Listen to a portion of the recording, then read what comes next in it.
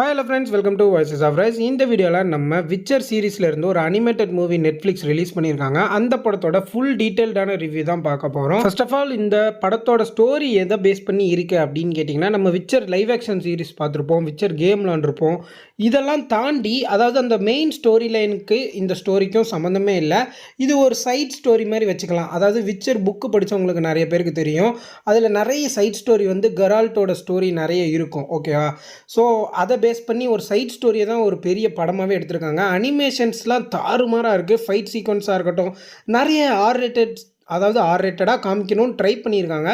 But நல்லா தான் இருக்குது. ஸ்டோரியுமே ரொம்ப எங்கேஜிங்காக, கொஞ்சம் இன்ட்ரெஸ்டிங்காக இருக்குது. அதாவது இந்த ஃபேண்டசி நம்ம விச்சர் வேர்ல்டுக்குள்ளே கொண்டு போகிற மாதிரி இருக்குது. இன்னொரு முக்கியமான விஷயம் என்ன அப்படின்னா, இது ஒரு அனிமேட்டட் மூவி. ஸோ அனிமேட்டட் மூவியாக இருந்தாலுமே நமக்கு அந்த விச்சர் ஃபீல் வருது. ஏன்னா நம்ம கெரால்ட்டுக்கு யார் லைவ் ஆக்ஷனில் வாய்ஸ் கொடுத்தாங்களோ அதே ஆள் தான் இங்கிலீஷில் அனிமேஷன் மூவிக்குமே வாய்ஸ் கொடுத்துருக்காங்க. ஸோ அது ரொம்ப எங்கேஜிங்காக இருக்குது. அது இன்னும் ஒரு ப்ளஸ் பாயிண்ட்டுன்னு சொல்லலாம். சரி, இப்போ நம்ம ஸ்டோரி லைனுக்குள்ளே வந்துடலாம். கெரால்ட் ஒரு கோஸ்டல் டவுனுக்கு போகிறாரு. அதாவது ஒரு தனியாக இருக்கிற ஒரு வில்லேஜுக்கு போகிறாரு. அங்கே வில்லேஜில் இருக்கவங்கலாம் ஏதோ ஒரு விஷயத்தை பார்த்து பயந்துக்கிட்டே இருக்காங்க. அது என்னன்னே தெரியலை. ஆனால் இதுக்கு பின்னாடி ஒரு ட்விஸ்ட் இருக்குது. அதாவது என்னென்னா, சைரன்ஸு அப்படின்ற ஒரு கிரியேச்சர் வந்து அந்த வில்லேஜுக்கு பக்கத்தில் இருக்கிற கடலில் வாழ்ந்துட்டு இருக்காங்க. அதாவது நீங்கள் நினைக்கிற மாதிரி ஒரு ஏலியன் மாதிரியோ இல்லை ஒரு மான்ஸ்டர்ஸ் மாதிரியோ இருக்காது. அது ஒரு கடல் கடியில் வாழக்கூடிய ஒரு மெர்மெய்ட் மாதிரியான கிரியேச்சர்ஸ். அவங்களுக்குமே எமோஷன், பேசுவாங்க, எல்லாமே பண்ணுவாங்க. உதாரணத்துக்கு சொல்லணும்னா அக்வாமேன் மாதிரி எடுத்துருக்கலாம். இல்லைனா மார்வலில் இந்த பிளாக் பேந்தர் 2 படத்தில் வருவாங்களா, அந்த மாதிரி தண்ணிக்கடியில் வாழ்கிற ஒரு கிரியேச்சர்ஸ். சரிங்களா? அவங்களால தான் இந்த மக்கள் பயந்துட்டு இருக்காங்கன்ற மாதிரி காமிப்பாங்க. அதாவது பேசிக்கலி யாருனால பயப்படுவாங்கன்றதே தெரியாது. பட் மக்கள் என்ன ஜட்ஜ் பண்ணுவாங்கன்னா, அந்த கிரியேச்சர்ஸ் தான் இதுக்கெலாம் காரணன்ற மாதிரி ஜட்ஜ் பண்ணுவாங்க. இதுக்கான ஆன்சர் தேடி தான் நம்ம கெரால்ட் வந்து போவார். அதுதான் ஸ்டோரியோட லைனாக இருக்கும்.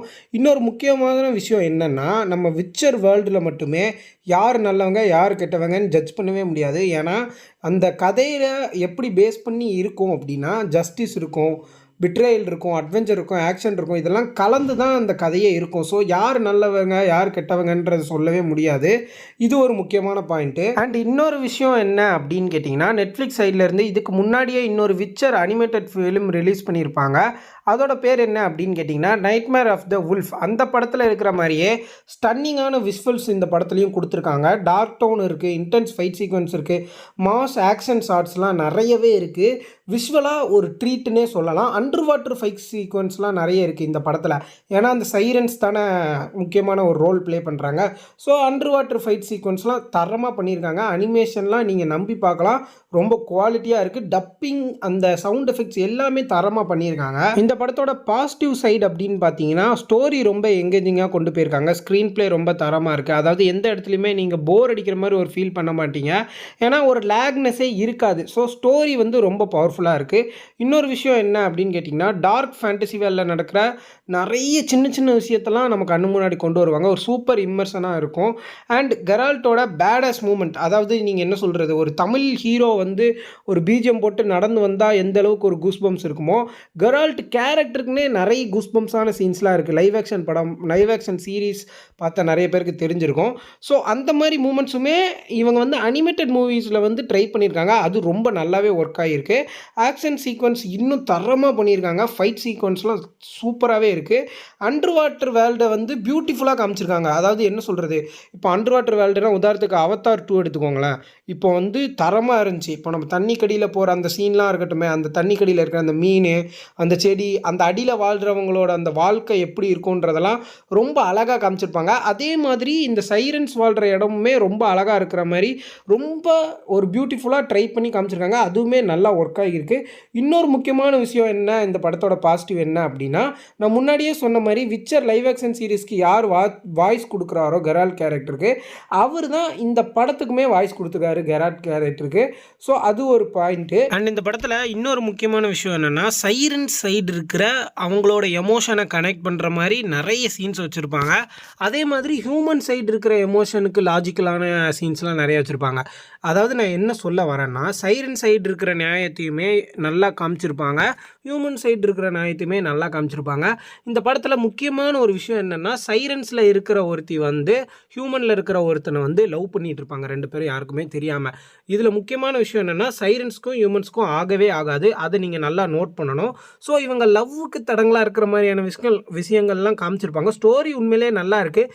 பட் இன்னொரு நெகட்டிவ் என்னென்னா இந்த ஸ்டோரி இருக்குல்ல, விச்சர் சீரிஸ் பார்த்தவங்களுக்கு கொஞ்சம் ஸ்லோவாக தோணலாம். ஏன்னா இந்த ஸ்டோரி வந்து ஸ்லோவாக தான் பிச் ஆகும், ஸ்லோவாக தான் ஆரம்பிக்கும். அண்ட் அதே மாதிரி ஒன்ஸ் இந்த ஸ்டோரி எங்கேஜாக ஆனதுக்கப்புறம் ரொம்ப ஸ்பீடாக போக ஆரம்பிச்சிடும்.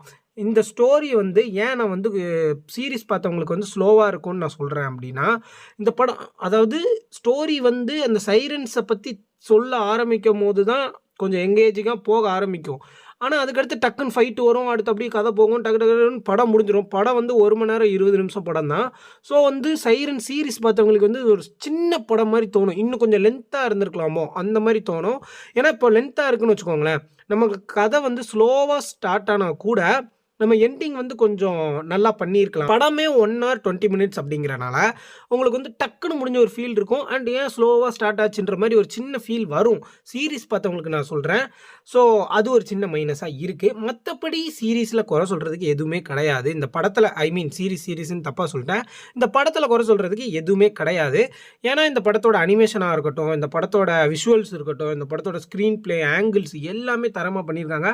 ரொம்ப முக்கியமாக அந்த கெரால்ட் கேரக்டரோட ஃபீல் கரெக்டாக வந்துருச்சு. ஏன்னா சீரிஸ் பார்த்த எல்லாருக்குமே அந்த வாய்ஸ் தான் இவங்களுக்கும் கொடுத்துருக்காங்க. ஸோ ரொம்ப நல்லாயிருக்கும். நீங்கள் போய் கண்டிப்பாக செக் பண்ணி பாருங்கள். தமிழ் டப்பில் அவைலபிளாக இல்லை, இங்கிலீஷில் இருக்குது. இங்கிலீஷில் கண்டிப்பாக போய் பாருங்கள். இங்கிலீஷ் தான் கொஞ்சம் நல்லாயிருக்கும் தமிழ் டப்பிங் வந்தாலுமே.